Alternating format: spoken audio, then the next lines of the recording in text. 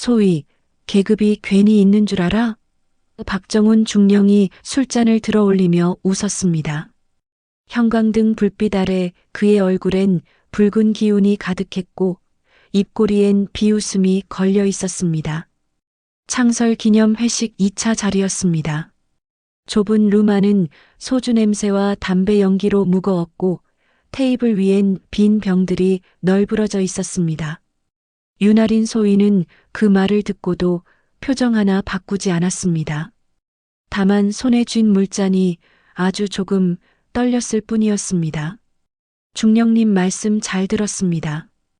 그녀의 목소리는 낮고 차분했습니다. 하지만 그 눈빛 속엔 무언가 단단하고 차가운 것이 박혀 있었습니다. 구독과 좋아요는 이 이야기가 끝까지 전해지도록 돕는 가장 확실한 방법입니다. 윤아리는 28살이었습니다. 군인 가정에서 태어나 자랐습니다. 어릴 적집 거실 한쪽 벽면엔 훈장과 기념패가 빼곡하게 걸려 있었습니다. 유리장 너머로 반짝이던 별들은 그녀에게 자랑이 아니라 무게였습니다. 학교에서도 사관학교에서도 자대 배치를 받은 뒤에도 늘 같은 질문이 따라왔습니다. 윤소희, 혹시 그 윤 장군 따님 맞아요? 그럴 때마다 그녀는 짧게 대답했습니다. 네, 하지만 저는 제 이름으로 왔습니다. 그녀의 철칙은 명확했습니다. 아버지의 별은 내 계급장이 아니다. 그래서 자대 배치 명령서를 받았을 때도 그 어떤 청탁이나 인맥도 쓰지 않았습니다.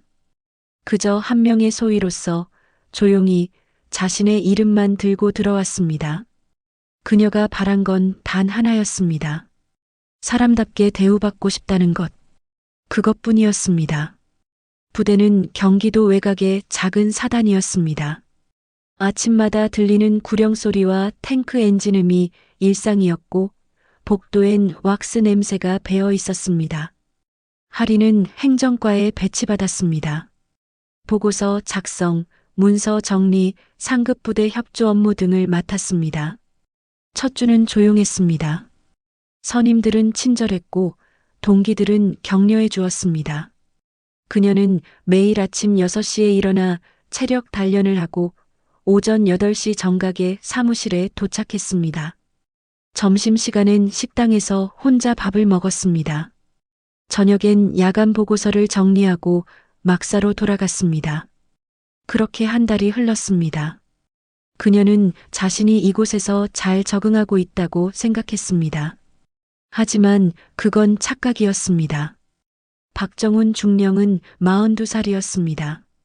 군사학교를 졸업하고 20년 넘게 복무한 경력자였습니다.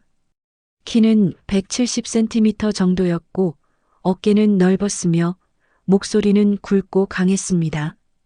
그는 매일 아침 집무실에 들어서며 부하들에게 말했습니다. 군대는 상명하복이야. 그걸 모르는 놈은 여기 있을 자격이 없어.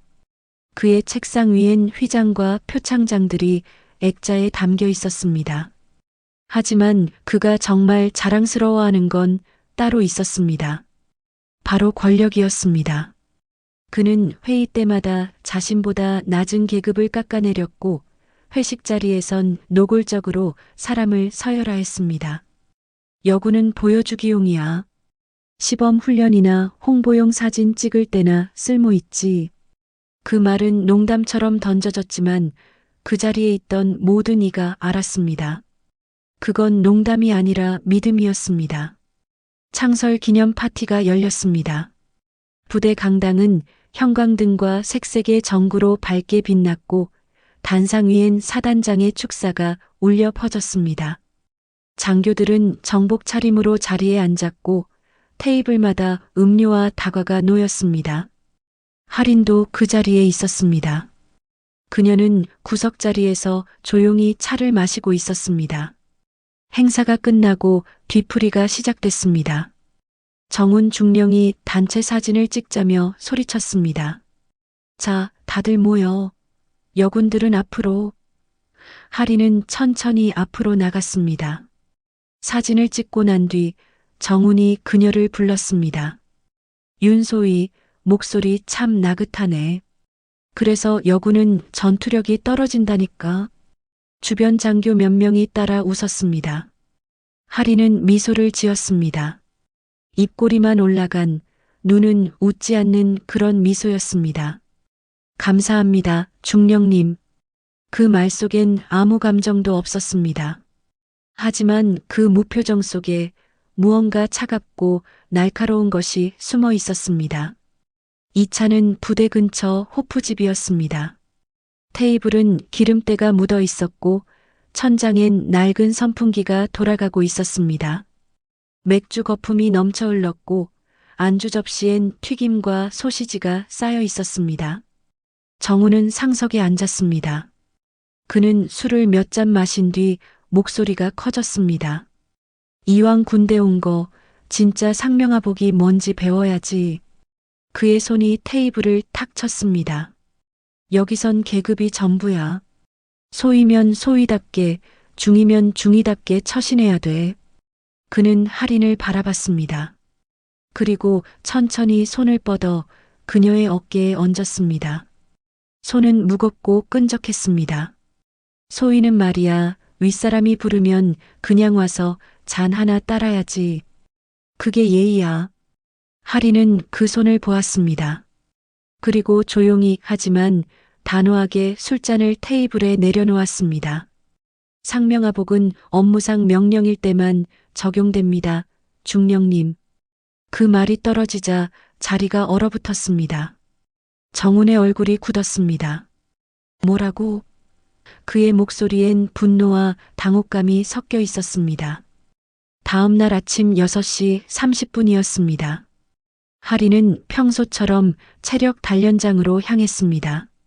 새벽 공기는 차갑고 깨끗했으며 멀리서 탱크 정비 소리가 들렸습니다. 그녀는 달리기를 시작했습니다. 발바닥이 흙을 밟을 때마다 둔탁한 소리가 났고 숨이 가빠졌습니다. 20분을 뛰고 나서 막사로 돌아왔습니다. 샤워를 하고 정복으로 갈아입고 머리를 단정하게 묶었습니다. 거울 속 자신을 보며 그녀는 생각했습니다. 오늘도 평범한 하루일 것이라고. 하지만 사무실에 도착한 순간 분위기가 달랐습니다. 동기 중 한 명이 작은 목소리로 말했습니다. 하리나, 조심해. 중령님이 아까 내 이름 거론하셨어.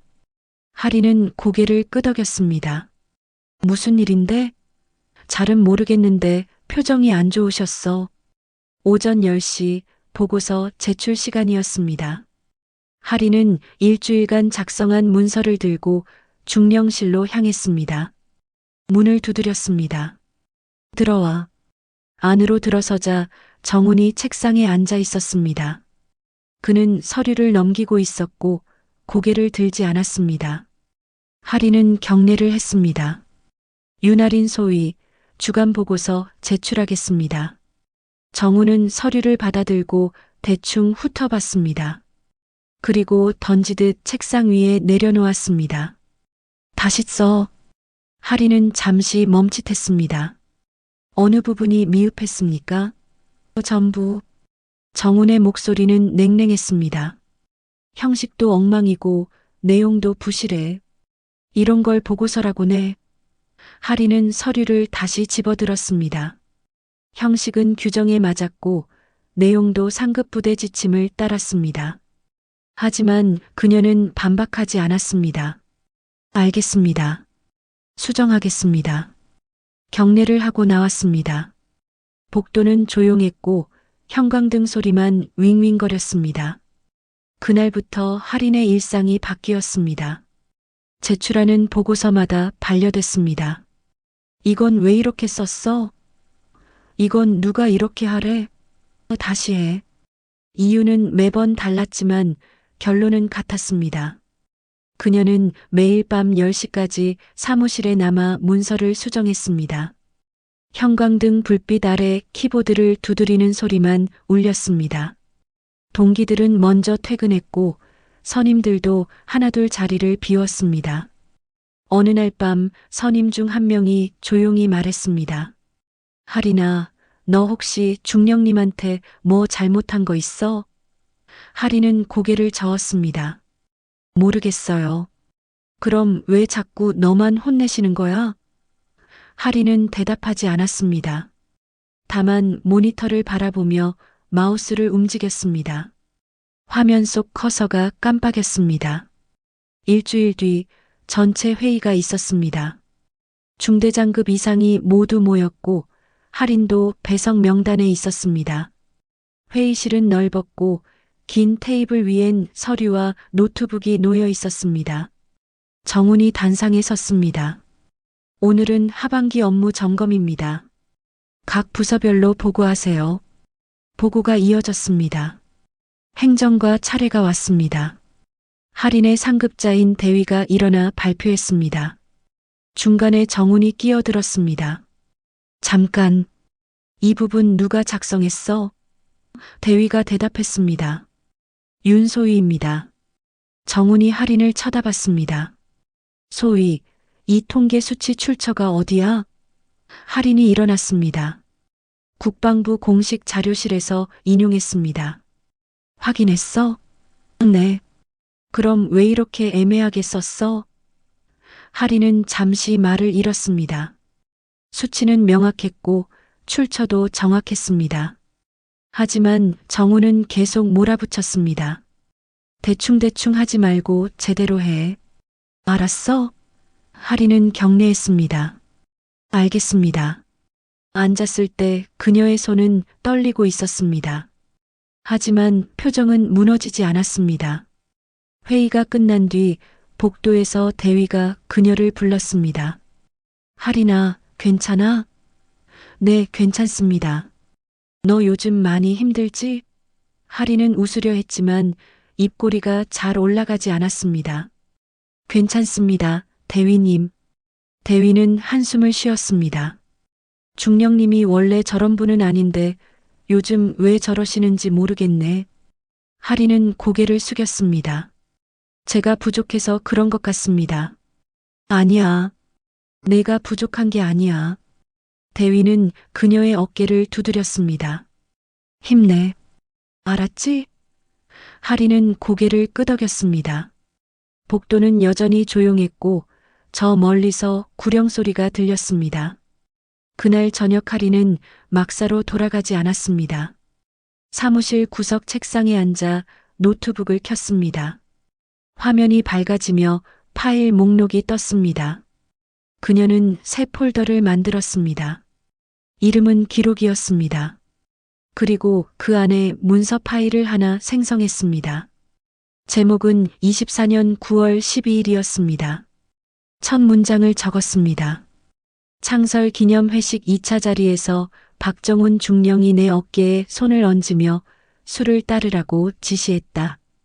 그녀는 그날의 시간, 장소, 함께 있던 사람들의 이름까지 적었습니다. 대화 내용도 기억나는 대로 전부 기록했습니다. 키보드를 두드리는 소리가 작고 규칙적으로 울렸습니다. 창밖은 어두웠고 가로등 불빛만 희미하게 들어왔습니다. 문서를 저장하고 파일을 암호로 잠갔습니다. 그녀는 화면을 끄고 자리에서 일어났습니다. 막사로 돌아가는 길, 밤하늘엔 별이 총총했습니다. 다음 날도 그 다음 날도 같은 일이 반복됐습니다. 보고서 반려, 회의 중 질책, 불필요한 야근 지시. 정우는 점점 더 노골적으로 그녀를 압박했습니다. 어느 날 오후 그가 사무실로 들어왔습니다. 윤소희, 이리 와봐. 할인은 자리에서 일어났습니다. 정우는 복도 끝 창가로 그녀를 불렀습니다. 주변엔 아무도 없었습니다. 요즘 태도가 영 마음에 안 들어. 그의 목소리는 낮고 무거웠습니다. 군대는 말이야, 고분고분한 애들이 살아남는 곳이야. 알겠어? 할인은 그를 똑바로 바라봤습니다. 업무에 최선을 다하고 있습니다. 업무는 무슨... 정훈이 코웃음 쳤습니다. 태도를 고치라는 거야. 상관 말 들으면 편하게 지낼 수 있는데 왜 자꾸 힘들게 가려고 그래? 하리는 대답하지 않았습니다. 정우는 한 발짝 더 다가왔습니다. 너 지금 나 무시하는 거야? 하리는 한 발짝 뒤로 물러났습니다. 아닙니다. 그럼 좀 기죽어 있어. 그래야 편하게 지낼 수 있다니까. 정우는 돌아섰고 복도를 걸어갔습니다. 하리는 그 자리에 서서 그의 뒷모습을 바라봤습니다. 손이 차갑게 식어 있었습니다. 그날 밤 하리는 또다시 문서를 열었습니다. 날짜를 적고 시간을 적고 대화 내용을 적었습니다. 복도 끝에서 단둘이 있을 때 태도를 고치라고 했다. 그의 어조는 협박에 가까웠다. 파일은 점점 두꺼워졌습니다. 20여 개의 기록이 차곡차곡 쌓였습니다. 날짜별로, 증인별로, 발언별로 정리했습니다. 그녀는 감정을 배제하고 사실만 기록했습니다. 누가 읽어도 명확하게 이해할 수 있도록 문장 하나하나를 신중하게 썼습니다. 저장 버튼을 누를 때마다 그녀는 생각했습니다. 언젠가 이 기록이 필요할 날이 올 것이라고. 한 달이 지났습니다. 하리는 점점 야위어 갔습니다. 체중이 3kg 빠졌고 눈 아래 다크서클이 짙어졌습니다.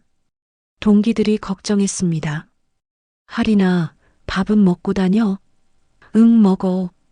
근데 왜 이렇게 말랐어? 하리는 대답 대신 미소를 지었습니다.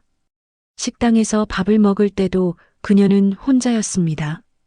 국 한 그릇, 밥 반 공기, 반찬 몇 점을 먹고 일어났습니다. 입맛이 없었습니다. 밤엔 잠이 오지 않았습니다. 눈을 감으면 정훈의 목소리가 들렸고 그의 얼굴이 떠올랐습니다. 태도를 고쳐? 이래서 여구는, 소희는 말이야. 그 말들이 머릿속을 맴돌았습니다. 하지만 그녀는 무너지지 않았습니다. 대신 매일 밤 기록을 이어갔습니다.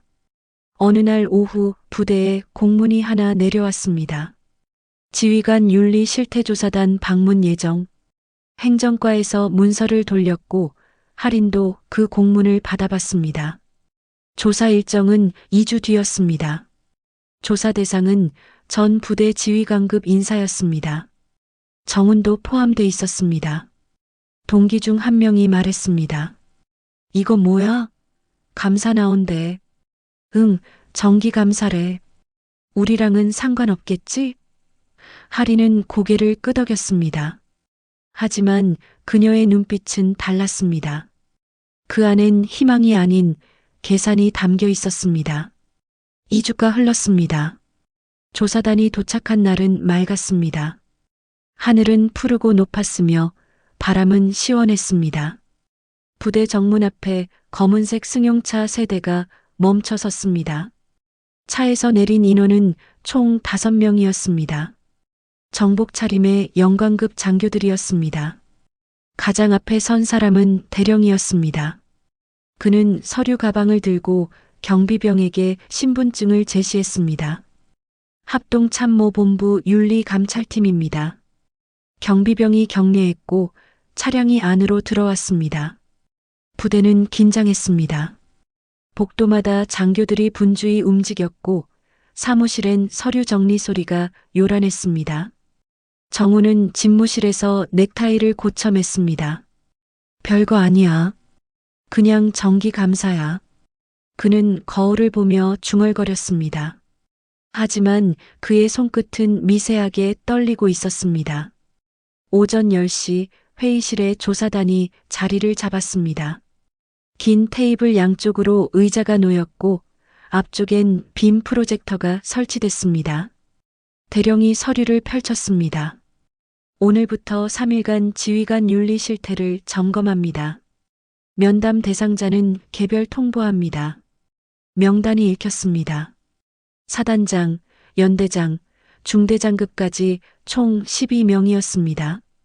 박정훈 중령의 이름도 그 안에 있었습니다. 정우는 자리에 앉아 팔짱을 꼈습니다. 뭐 별거 있겠어. 그냥 절차상 하는 거지. 옆에 앉은 대위가 말했습니다. 그래도 긴장되네요. 긴장할 거 없어. 우리 깨끗하잖아. 정우는 웃었습니다. 하지만 그 웃음엔 확신이 없었습니다. 첫째 날 면담이 시작됐습니다. 사단장부터 순서대로 들어갔습니다. 한 사람당 30분에서 40분씩 소요됐습니다. 복도에서 대기하는 인원들은 긴장한 표정으로 앉아 있었습니다. 누군가는 손톱을 물어미섰고 누군가는 서류를 계속 넘겼습니다. 정훈의 차례는 오후 3시였습니다. 그는 회의실 문을 열고 들어갔습니다.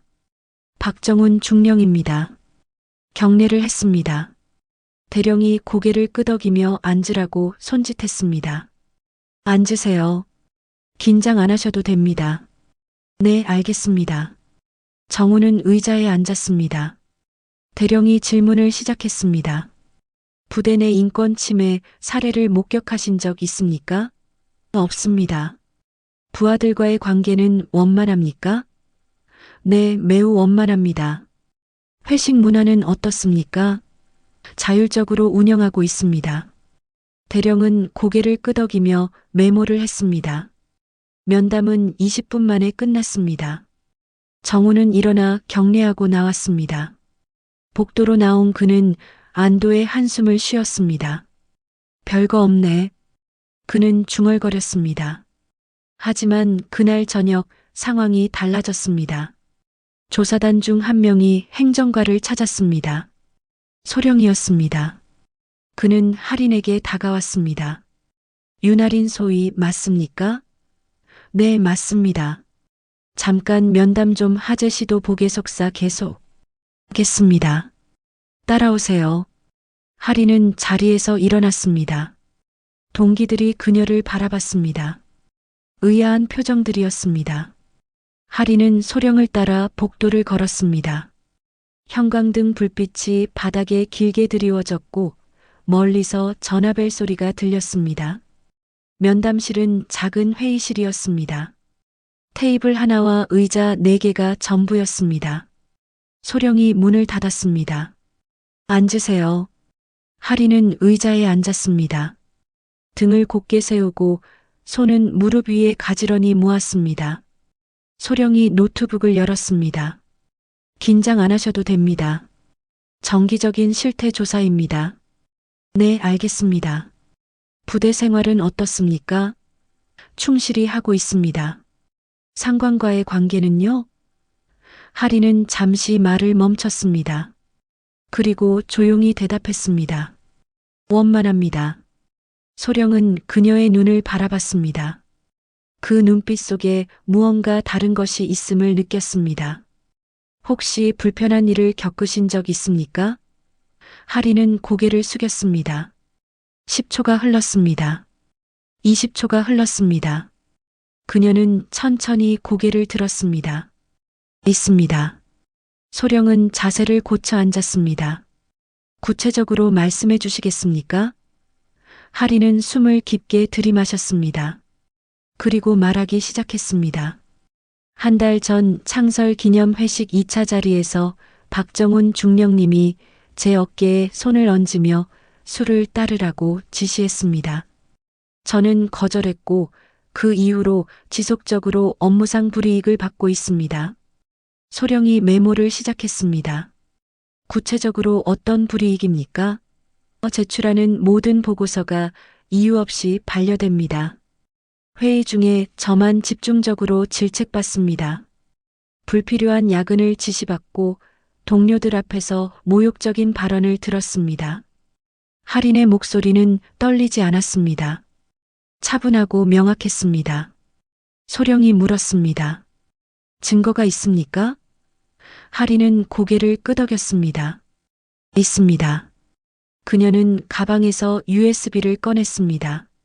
날짜별, 시간별, 증인별로 모두 기록했습니다. 소령은 USB를 받아들었습니다. 그리고 그녀를 다시 바라봤습니다. 용기 내주셔서 감사합니다. 할인은 경례했습니다. 면담실을 나올 때 그녀의 다리는 후들거렸지만 표정만큼은 단단했습니다. 그날 밤 조사단은 긴급 회의를 열었습니다. 할인이 제공한 파일을 열어봤습니다. 문서는 총 23개였습니다. 각각의 파일엔 날짜, 시간, 장소, 증인, 발언 내용이 상세하게 기록돼 있었습니다. 대령이 화면을 넘기며 말했습니다. 이건 단순한 불만이 아닙니다. 체계적인 기록입니다. 옆에 앉은 중령이 고개를 끄덕였습니다. 증인 명단도 명확합니다. 교차 검증이 가능합니다. 대령은 서류를 덮었습니다. 박정훈 중령에 대한 추가 조사가 필요합니다. 그리고 그는 잠시 말을 멈췄습니다. 본부에 보고합니다. 소령이 물었습니다. 어느 선까지 보고합니까? 대령은 모니터를 응시했습니다. 윤아린 소위의 신상 정보를 확인해 보니 특이 사항이 하나 있습니다. 무엇입니까? 부친이 합동참모본부 윤재현 대장입니다. 회의실이 조용해졌습니다. 중령이 낮은 목소리로 말했습니다. 그럼 이 건은 본부 직보 사항입니다. 대령은 전화기를 들었습니다. 다음 날 아침 7시였습니다. 부대 정문에 다시 차량 한 대가 도착했습니다. 이번엔 검은색 세단이었습니다. 번호판은 군 고위급 전용이었습니다. 경비병이 경례했고 차량은 천천히 안으로 들어왔습니다. 사단장실 앞에 차가 멈췄습니다. 뒷좌석에서 한 사람이 내렸습니다. 정복 차림이었고 어깨엔 별 3개가 빛났습니다. 윤재현 대장이었습니다. 키는 175cm 정도였고 자세는 고닫습니다. 얼굴엔 주름이 있었지만 눈빛은 날카로웠습니다. 그는 사단장실로 들어갔습니다. 사단장이 황급히 경례했습니다. 대장님, 어떻게 직접 조사단 보고를 받았습니다. 직접 확인하러 왔습니다. 윤 대장의 목소리는 낮고 무겁였습니다. 사단장은 긴장한 표정으로 고개를 숙였습니다. 죄송합니다. 제 관리 소홀입니다. 사과는 나중에 받겠습니다. 지금은 사실 확인이 먼저입니다. 윤 대장은 조사단 대령을 불렀습니다. 보고하십시오. 오전 9시 임시조사실이 마련됐습니다. 윤 대장이 직접 주재했습니다. 그는 할인이 제공한 문서를 전부 검토했습니다. 한 장 한 장 넘기며 읽었습니다. 표정은 굳어 있었고 입술은 굳게 다물어져 있었습니다. 23개의 파일을 전부 읽는데 1시간이 걸렸습니다. 다 읽고 난 뒤 그는 서류를 덮었습니다. 증인 소환하십시오.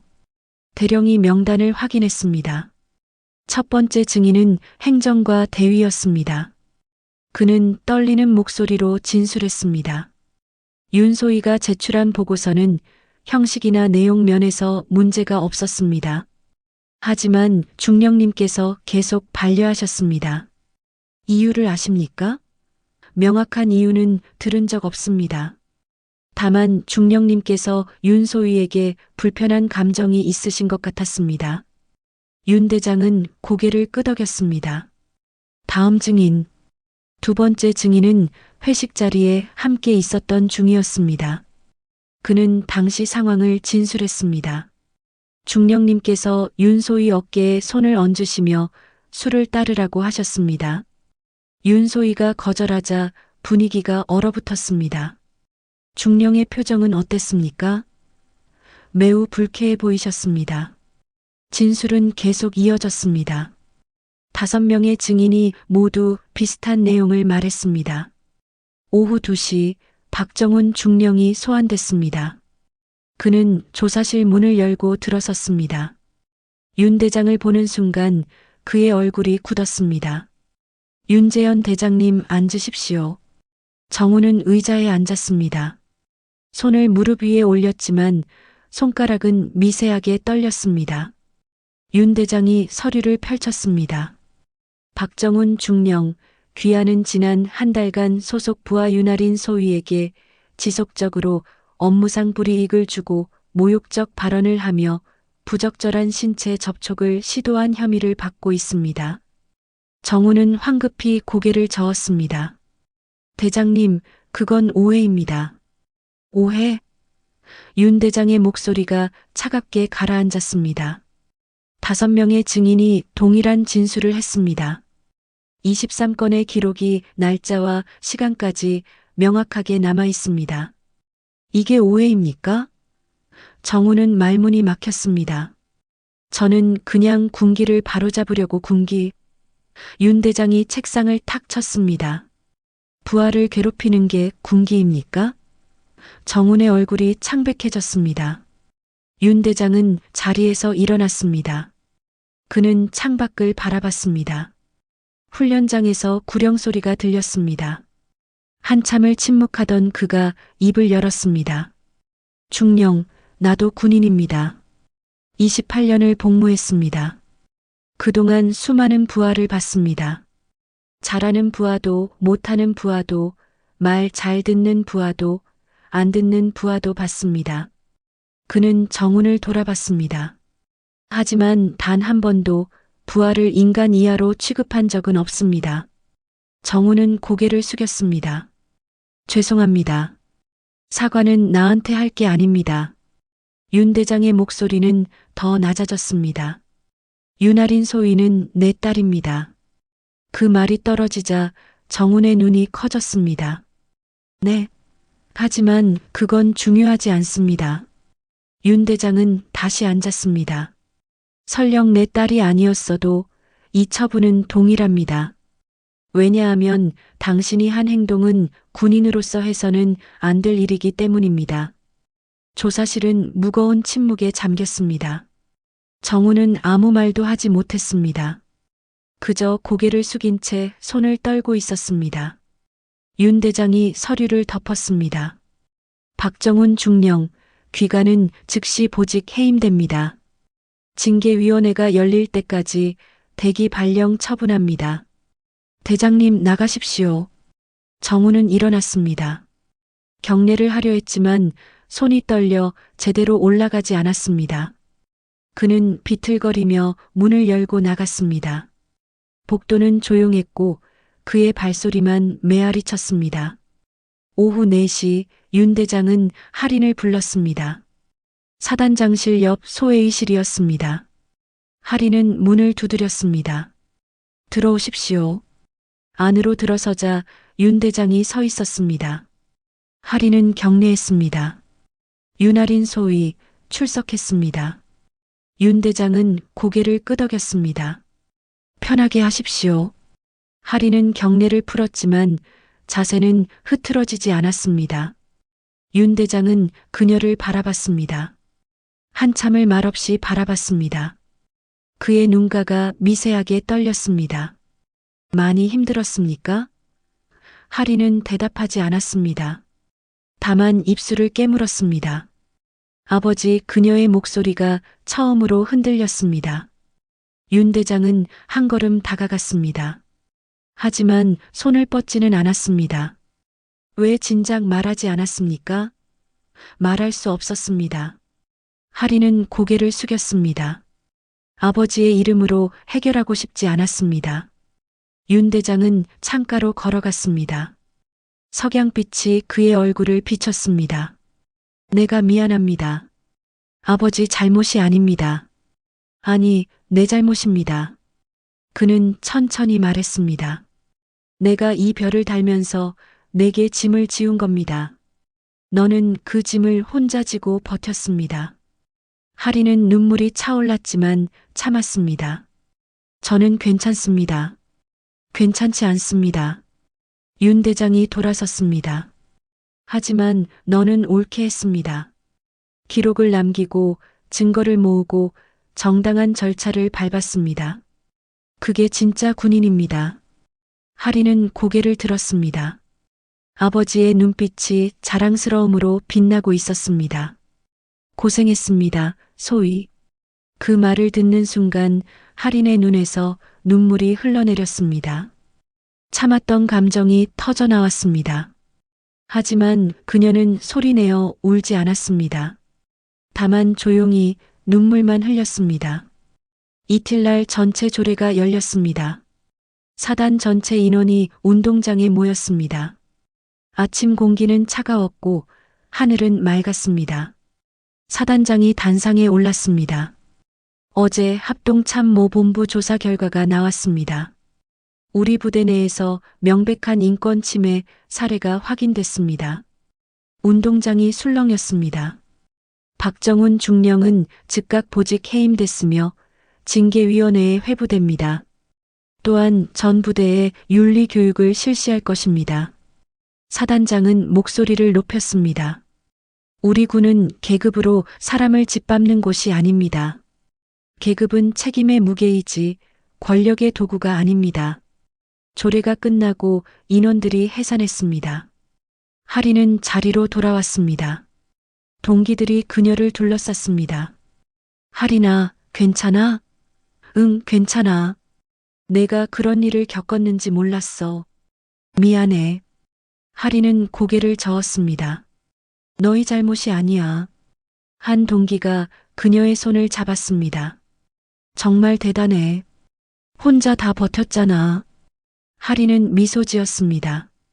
이번엔 진짜 미소였습니다. 일주일 뒤 징계위원회가 열렸습니다. 박정훈 중령은 불명예 전역 처분을 받았습니다. 20년 복무 경력이 한순간에 무너졌습니다. 그는 군복을 벗고 부대를 떠났습니다. 정문을 나서는 그의 뒷모습은 초라했습니다. 어깨는 축 처져 있었고 걸음은 느렸습니다. 경비병도 경례하지 않았습니다. 그는 그저 한 명의 민간인이 되어 사라졌습니다. 부대는 다시 일상으로 돌아갔습니다. 하지만 분위기는 달라져 있었습니다. 장교들은 부하를 대할 때 더 조심스러워졌고 회식 문화도 변했습니다. 강요는 사라졌고 존중이 자리 잡았습니다. 한 달이 흘렀습니다. 하리는 다시 일상으로 돌아왔습니다. 아침 6시에 일어나 체력 단련을 하고 8시에 사무실에 도착했습니다. 보고서를 쓰고 회의에 참석하고 업무를 처리했습니다. 하지만 이젠 달랐습니다. 제출한 보고서는 정당하게 검토됐고 회의에서도 공정하게 발언할 수 있었습니다. 야근은 줄었고 동료들과의 관계도 편안해졌습니다. 어느 날 오후 새로 부임한 중령이 그녀를 불렀습니다. 이름은 김성민이었습니다. 40살이었고 표정은 온화했습니다. 윤소희, 수고 많았습니다. 감사합니다, 중령님. 앞으로 잘 부탁합니다. 김중령은 악수를 청했습니다. 하리는 그 손을 잡았습니다. 손은 따뜻했고 악수는 단단했습니다. 그녀는 이곳에서 다시 시작할 수 있겠다고 생각했습니다. 저녁 무렵 하리는 막사 옥상에 올라갔습니다. 해가 지고 있었습니다. 하늘은 주황빛과 붉은빛으로 물들어 있었고 구름은 천천히 흘러갔습니다. 그녀는 난간에 기대어 섰습니다. 바람이 불어왔습니다. 차갑고 시원한 바람이었습니다. 그녀는 눈을 감았습니다. 지난 석 달이 주마등처럼 스쳐 지나갔습니다. 회식 자리의 모욕, 끝없는 야근, 반려된 보고서들, 그리고 그 모든 걸 기록하던 밤들. 힘들었지만 무너지지 않았습니다. 그녀는 혼자 버텼고 정당하게 싸웠고 결국 이겼습니다. 눈을 떴을 때 노을은 더 짙어져 있었습니다. 그녀는 작게 중얼거렸습니다. 나는 해냈어. 그 말 속엔 자부심이 담겨 있었습니다. 며칠 뒤 윤 대장이 다시 부대를 방문했습니다. 이번엔 공식 업무가 아니라 개인 자격이었습니다. 그는 하린을 부대 밖 작은 식당으로 불렀습니다. 식당은 조용했고 창밖으로 논밭이 보였습니다. 두 사람은 마주 앉았습니다. 윤 대장이 먼저 입을 열었습니다. 많이 회복됐습니까? 네, 많이 괜찮아졌습니다. 다행입니다. 그는 물 한 잔을 마셨습니다. 하리나, 내게 물어보고 싶은 게 있습니다. 말씀하세요. 왜 끝까지 혼자 버텼습니까? 중간에 나한테 연락할 수도 있었습니다. 하리는 잠시 생각했습니다. 그리고 천천히 대답했습니다. 아버지 힘으로 해결하면 제가 이긴 게 아니라고 생각했습니다. 저 스스로 이기고 싶었습니다. 윤 대장은 고개를 끄덕였습니다. 그래서 끝까지 혼자 기록하고 증거를 모으고 절차를 밟았습니까? 네. 힘들지 않았습니까? 하리는 미소 지었습니다. 힘들었습니다. 하지만 후회는 없습니다. 윤 대장은 한참을 그녀를 바라봤습니다. 그리고 조용히 말했습니다. 하리나, 너는 나보다 강합니다. 하리는 고개를 저었습니다. 아닙니다. 아니, 강합니다. 윤 대장의 목소리는 확신에 차 있었습니다. 진짜 강함은 계급이나 권력에서 나오는 게 아닙니다. 옳은 일을 끝까지 해내는 용기에서 나옵니다. 너는 그걸 보여줬습니다. 하리는 눈시울이 뜨거워졌습니다. 감사합니다, 아버지. 윤 대장은 손을 뻗어 그녀의 손을 잡았습니다. 고생했다. 그 손은 따뜻했고 단단했습니다. 하리는 그 온기를 느끼며 고개를 끄덕였습니다. 창밖으로 해가 지고 있었고 논밭은 황금빛으로 물들어 있었습니다. 2달이 지났습니다. 부대엔 새로운 문화가 자리 잡았습니다. 매주 목요일마다 인권 교육이 실시됐고 익명 신고 시스템이 도입됐습니다. 회식도 달라졌습니다. 강요는 사라졌고 참석 여부는 자율이었습니다. 술자리에서도 계급이 아닌 서로를 존중하는 분위기가 만들어졌습니다. 하리는 그 변화를 지켜봤습니다. 어느 날 한 후임 여군 소위가 그녀를 찾아왔습니다. 선임님, 감사합니다. 하리는 고개를 갸우뚱했습니다. 무슨 일인데? 선임님 덕분에 저희가 더 안전하게 근무할 수 있게 됐어요. 다들 그렇게 말해요. 하리는 손을 저었습니다. 나는 그냥 당연한 일을 했을 뿐이야. 아니에요. 선임님이 용기 내지 않았다면 아무것도 바뀌지 않았을 거예요. 후임의 눈빛은 진심이었습니다. 하리는 미소 지었습니다. 앞으로도 힘든 일 있으면 언제든 말해. 혼자 참지 말고. 네, 알겠습니다. 어느 날 우편물이 도착했습니다. 발신인은 국방부 인권가였습니다. 하리는 봉투를 뜯었습니다. 안엔 감사장이 들어 있었습니다. 귀하의 용기 있는 제보로 군 내 인권 문화 개선에 크게 기여하였기에 이 감사장을 수여합니다. 하리는 감사장을 천천히 읽었습니다. 종이는 두꺼웠고 글씨는 정갈했습니다. 그녀는 감사장을 서랍에 넣었습니다. 꺼내 보이기 위해서가 아니라 기억하기 위해서였습니다. 이 모든 일이 정말 일어났다는 걸, 그리고 자신이 옳게 행동했다는 걸 잊지 않기 위해서였습니다. 석 달째 하리는 진급 심사를 앞두고 있었습니다. 상급자 평가, 동료 평가, 자기 평가 모두 우수했습니다.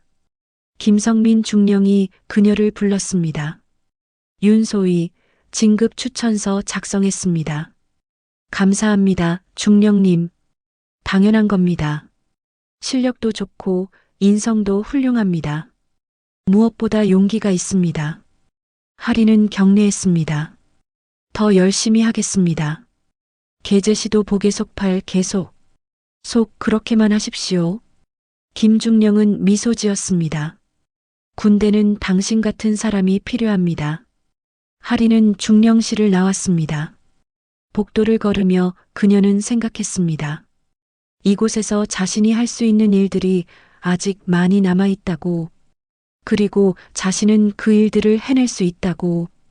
그 무렵 박정훈의 소식이 들려왔습니다. 그는 전역 후 취업을 시도했지만 번번이 실패했습니다. 불명예 전역 기록이 발목을 잡았습니다.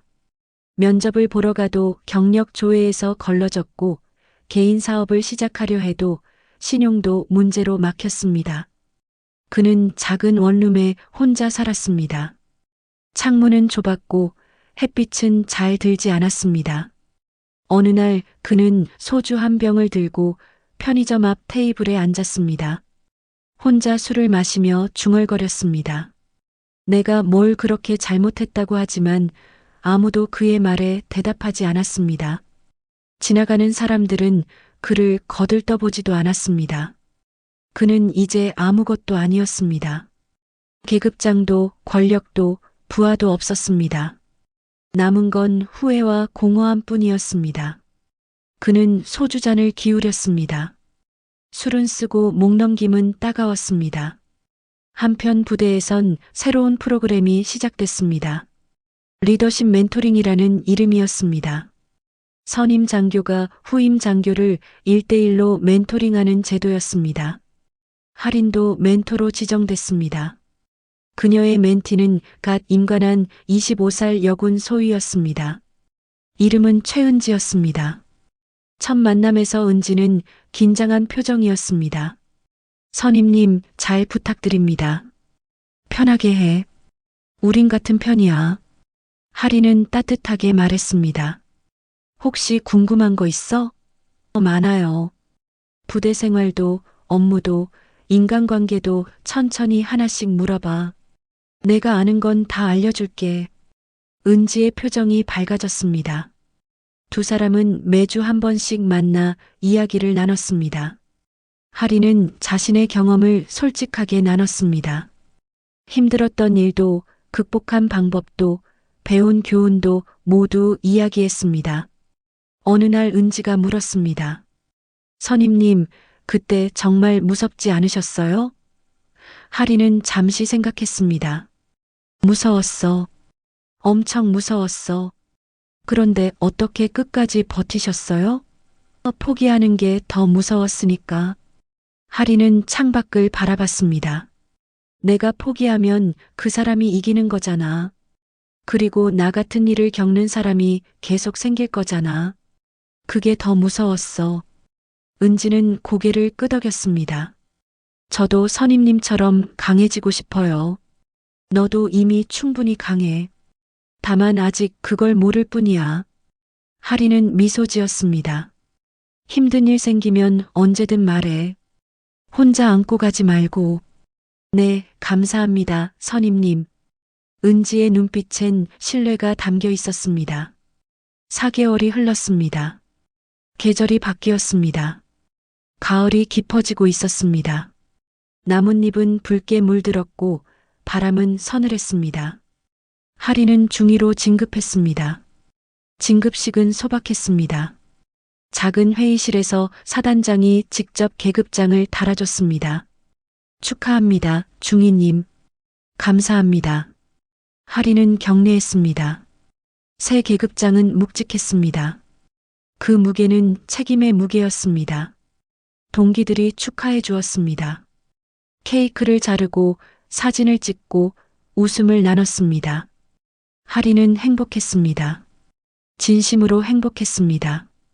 저녁 무렵 윤 대장에게서 전화가 왔습니다. 진급 축하한다.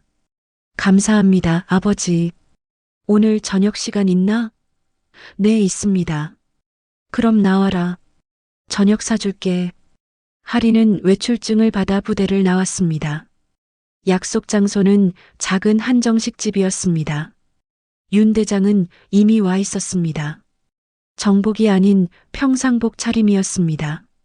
하리는 자리에 앉았습니다. 오느라 수고했다. 아닙니다. 음식이 나왔습니다. 갈비찜, 나물, 전, 찌개가 상에 가득했습니다. 두 사람은 조용히 식사를 했습니다. 식사를 마치고 윤 대장이 입을 열었습니다. 하리나, 내게 미안한 게 있다. 무엇이요? 내가 군인이어서 내가 힘든 길을 걸었다. 하리는 고개를 저었습니다. 아버지 잘못이 아니에요. 아니다. 내 별이 내게 짐이 됐다. 그건 사실이다. 윤 대장의 목소리는 무겁였습니다. 하지만 아버지, 하린이 말했습니다. 그 별이 있었기에 제가 강해질 수 있었어요. 아버지의 등을 보며 자랐고 아버지의 원칙을 배웠고 군인이 무엇인지 알게 됐어요. 윤 대장은 그녀를 바라봤습니다. 진심이냐? 네, 진심입니다. 하리는 미소 지었습니다. 저는 아버지가 자랑스러워요. 그리고 아버지의 딸인 게 자랑스러워요. 윤 대장의 눈가가 붉어졌습니다. 그는 고개를 돌려 창밖을 보았습니다. 한참을 침묵하던 그가 다시 고개를 돌렸습니다. 너는 좋은 군인이 될 거다. 나보다 훨씬 더 좋은. 노력하겠습니다. 노력하지 않아도 이미 좋은 군인이다. 윤 대장은 물 한 잔을 들었습니다. 건배하자. 내 진급을 위해. 할인도 잔을 들었습니다. 두 잔이 부딪혔고 맑은 소리가 울렸습니다.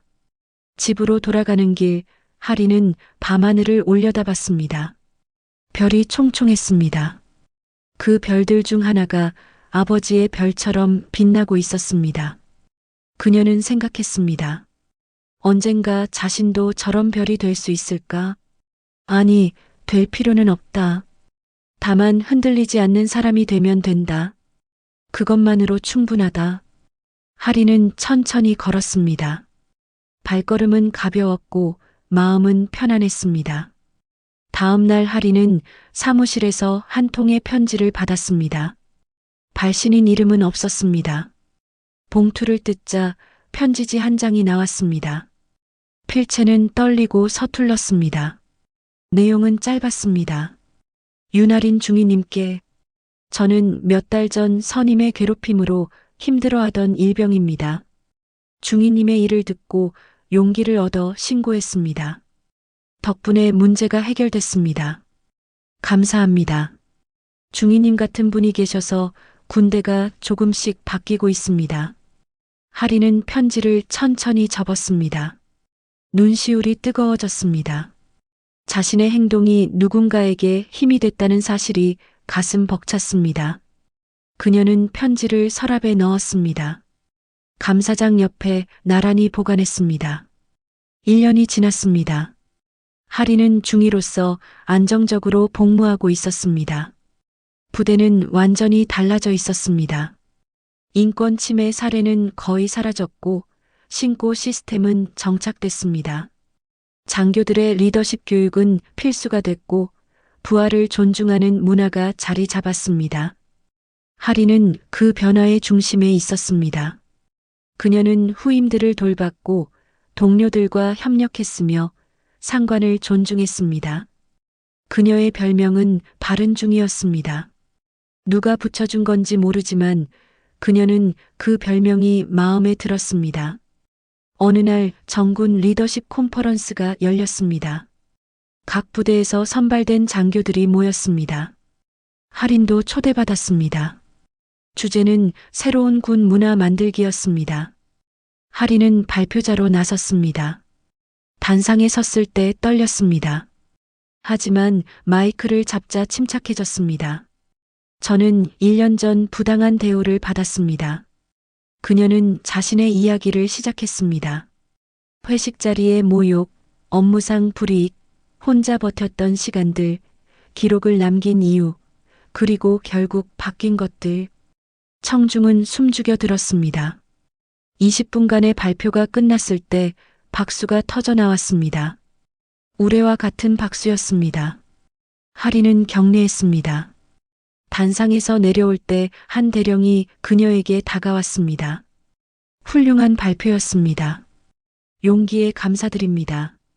감사합니다. 당신 같은 장교가 많아져야 군이 진짜 바뀝니다. 하리는 고개를 숙였습니다. 콘퍼런스가 끝나고 저녁 식사 자리가 마련됐습니다. 하리는 창가 자리에 앉아 있었습니다. 한 소령이 다가왔습니다. 중위님, 같이 앉아도 될까요? 네, 물론입니다. 소령은 자리에 앉았습니다. 저도 비슷한 일을 겪었습니다. 6년 전이었어요. 그러셨군요. 그때는 말할 곳이 없었어요. 그냥 참았죠. 하지만 중위님 이야기를 들으니 후회가 됩니다. 저도 용기를 냈어야 했는데. 하리는 그의 손을 가볍게 두드렸습니다. 지금이라도 늦지 않았습니다. 소령님이 후임들을 잘 돌봐주시면 됩니다. 소령은 고개를 끄덕였습니다. 그렇게 하겠습니다. 두 사람은 미소를 나눴습니다. 창밖으로 노을이 지고 있었습니다. 이틀 뒤 하리는 부대로 돌아왔습니다. 사무실에 들어서자 동료들이 박수를 쳤습니다. 중위님, 콘퍼런스 발표 대박이었대요. 누가 그래? 인터넷에 영상 떴어요. 조회수가 10만이 넘었어요. 하리는 당황했습니다. 진짜? 네, 댓글도 엄청 많아요. 다들 감동했대요. 하리는 노트북을 열었습니다. 정말로 영상이 올라와 있었습니다. 댓글을 읽었습니다. 이런 장교가 진짜 장교다.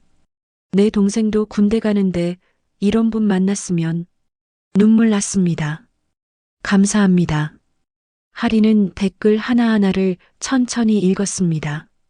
가슴이 뭉클했습니다. 자신의 목소리가 누군가에게 닿았다는 사실이 믿기지 않았습니다. 그날 저녁 하리는 일기를 썼습니다. 오랜만에 쓰는 일기였습니다. 오늘은 뜻깊은 하루였다. 내 이야기가 누군가에게 힘이 됐다는 걸 알았다. 나는 특별한 사람이 아니다. 다만 포기하지 않았을 뿐이다. 앞으로도 나는 흔들리지 않는 사람이 되고 싶다. 계급이 아니라 품격으로, 권력이 아니라 원칙으로, 두려움이 아니라 존중으로 이끄는 사람이 되고 싶다. 그것이 진짜 군인이라고 믿는다. 일기를 덮고 펜을 놓았습니다. 창밖엔 달이 떠 있었습니다. 밝고 둥근 달이었습니다. 하리는 미소 지었습니다. 세월이 흘렀습니다. 하리는 대위가 됐고 소령이 됐고 중령이 됐습니다. 그녀는 어디를 가든 부하를 존중했고 원칙을 지켰으며 흔들리지 않았습니다. 사람들은 그녀를 바른 군인이라 불렀습니다. 어느 날 한 후임 소위가 그녀에게 물었습니다. 중령님, 어떻게 하면 중령님처럼 될 수 있을까요? 하리는 웃으며 대답했습니다. 나처럼 될 필요는 없어. 다만 옳다고 믿는 일을 포기하지 않으면 돼. 그게 전부야. 후임은 고개를 끄덕였습니다. 명심하겠습니다. 하리는 그의 어깨를 두드렸습니다. 넌 잘할 거야. 나도 그랬으니까. 두 사람은 훈련장을 함께 걸었습니다. 햇빛은 따뜻했고 바람은 상쾌했습니다. 계급으로 찍어 누르는 세상은 오래가지 않습니다. 별 3개보다 빛나는 건 품격 하나로 버틴 신념입니다. 계급이 높다고 인간까지 높아지는 건 아닙니다. 그걸 모르는 자는 결국 자기 계급장 무게에 짓눌려 쓰러집니다. 하지만 원칙을 지키고 사람을 존중하는 자는 계급장이 없어도 빛납니다. 윤아리는 그걸 증명했습니다. 혼자 버텼고 기록했고 싸웠고 이겼습니다. 그리고 그 승리는 그녀만의 것이 아니었습니다. 그 뒤를 따르는 모든 이들의 것이었습니다. 군대는 조금씩 바뀌고 있었고 하리는 그 변화의 시작이었습니다. 오늘도 부대 어딘가에서 누군가는 힘들어하고 있을 것입니다. 하지만 이제 그들은 혼자가 아닙니다. 말할 곳이 있고 기댈 곳이 있고 믿을 사람이 있습니다. 그게 바로 윤아린이 만든 변화였습니다. 계급장이 아니라 용기로, 권력이 아니라 원칙으로, 두려움이 아니라 신념으로 써낸 변화였습니다. 그녀의 이야기는 끝나지 않았습니다. 아직도 계속되고 있습니다. 오늘도, 내일도, 그 다음 날도 이 이야기가 누군가에게 닿기를 바랍니다. 구독은 이런 이야기가 더 많은 이들에게 전해지도록 돕는 가장 확실한 방법입니다. 구독, 좋아요 감사합니다.